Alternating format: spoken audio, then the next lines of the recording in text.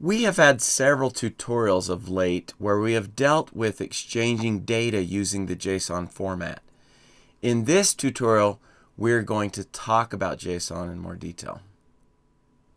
Welcome to another tutorial from All Things JavaScript, where we help bridge the gap between novice and expert.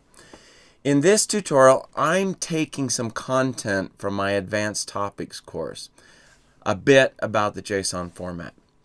Now, if you like my teaching style and are interested in more advanced topics with JavaScript, I've provided a URL with a discounted price in the description section of this tutorial for that Advanced Topics course. Now, if you're doing much with JavaScript, you need to know JSON.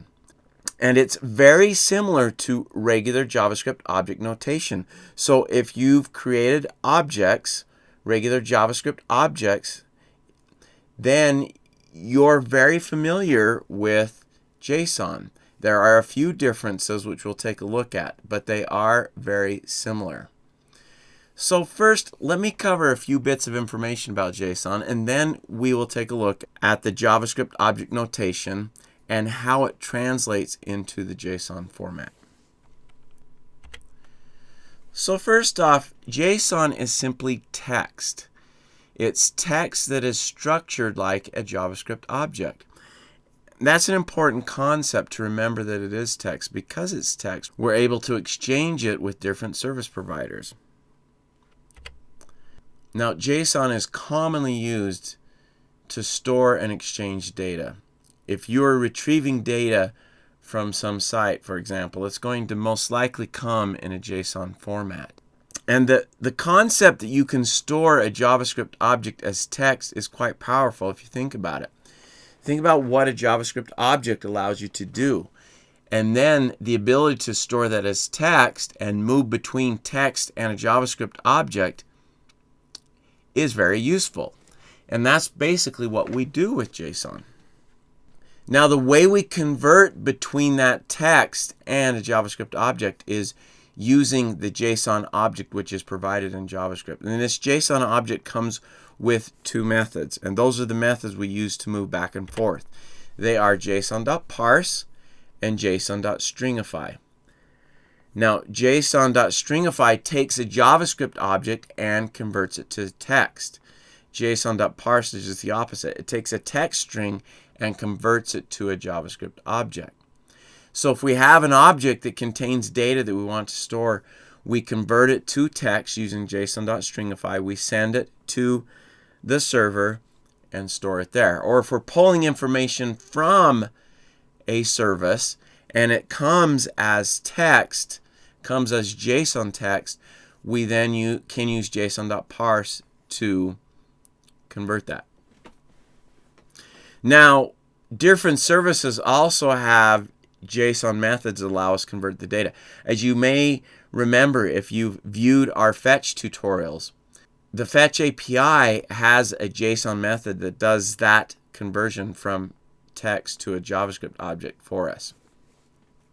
Now, JSON gets its name from JavaScript object notation. It takes letters from each of those words, and we get JSON based upon that. So it is based on how we create objects in JavaScript. So let me jump to Sublime and we'll take a look at that. Here we have an object that we're creating, and we've done it using literal object notation. So we declare the variable, and then we set it equal to, and then we use curly braces to signify the object. Inside of that object, we have name value pairs, and those are separated by a colon. Notice that as we have a new set of name value pairs, we have a comma to separate those. So we have fname, and the value of that is Stephen. We have lname, the value of that is Hancock. Notice the types of data we can also store. Here we have strings. For score, we have a number. For past, we have a Boolean. And for modules, we have an array. This is an array of different modules.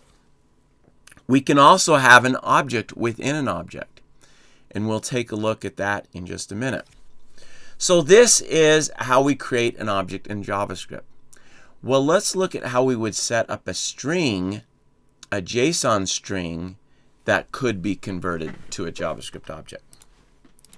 So I'm first going to declare a variable. This will be a string.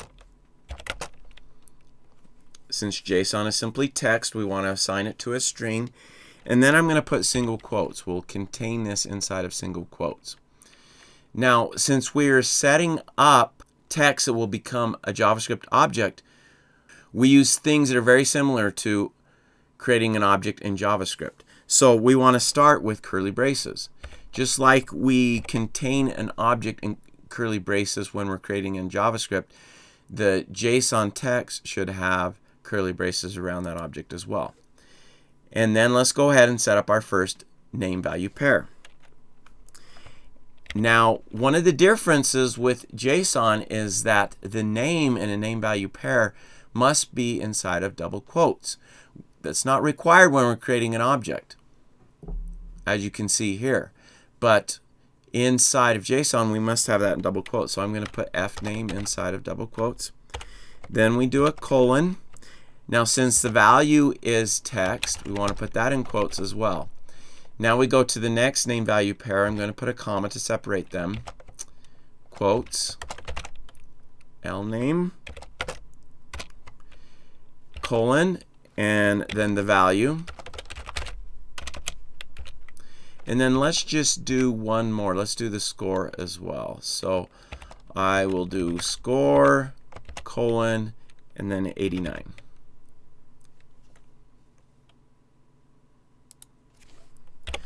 So there we have a string set up, and this string can be converted to a JavaScript object using the JSON.parse. Also, this object that I've set up here can be converted to text, JSON text, using JSON.stringify. Let's take a look at those.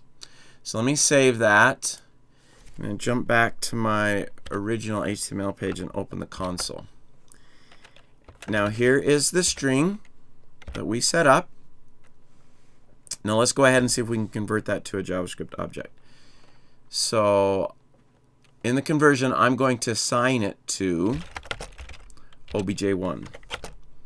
So I'll set that equal to JSON.parse, and then inside of parentheses we enter the string. Now let's go ahead and take a look at obj1. And there we have obj1. We now have an object. So we can open it up just like an object. We can see the name value pairs, fname, lname, and score. Those are all showing up. Now, as mentioned, we could go the opposite direction. So we set up obj. Let me just display that. Here's our obj object. If I open that up, we can see we have more name value pairs. And one of them happens to be an array. The value happens to be an array, which we can see there. Let's go ahead and convert that to a JSON string. So I'm going to do str2 and set that equal to JSON.stringify this time. And inside of the parentheses, we will enter obj. Now let's take a look at that string, str2. So here is the string equivalent to that JavaScript object. Notice how it takes care of the array down here. So we have a name value pair. Here's the name. It's enclosed in double quotes, colon, and then we have the square brackets to indicate it is an array. And then the values are inside that array. All right, one more thing to look at really quick. I mentioned that we can have objects inside of an object and that we can reflect those inside of JSON. So let's go ahead and add a simple object here. We're going to create an address object.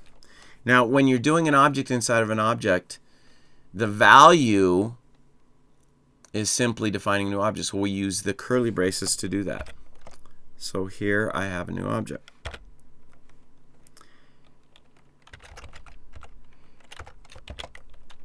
And then I can put values inside of that object. So we'll go, let's see.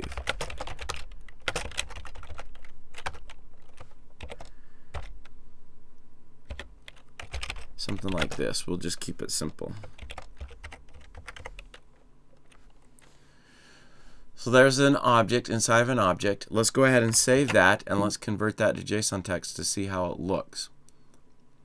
So I'm going to jump out again here and refresh this. Let's take a look at this again. We'll set up str2. We'll set that equal to JSON.stringify, and then pass in obj. And then str2. Let's see what that displays. Now notice we now have this object. We have the name value pair. The name is address. The value is an object. And inside that object, we then have additional name value pairs. So now you've been able to see how we can set up objects inside of objects and arrays inside of objects, all within JSON text. And the JSON parse and JSON.stringify allow us to move between those two formats when needed. Now, before we're done here, please hit the like button. It can help others on YouTube find this tutorial. Also hit the bell button to be notified about new tutorials.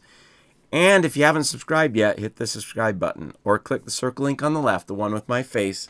I release a new tutorial each week. You can click the video link in the center to access another tutorial right away, or click the link on the right to visit my website, allthingsjavascript.com, for full courses and a complete list of tutorials. Thanks for watching.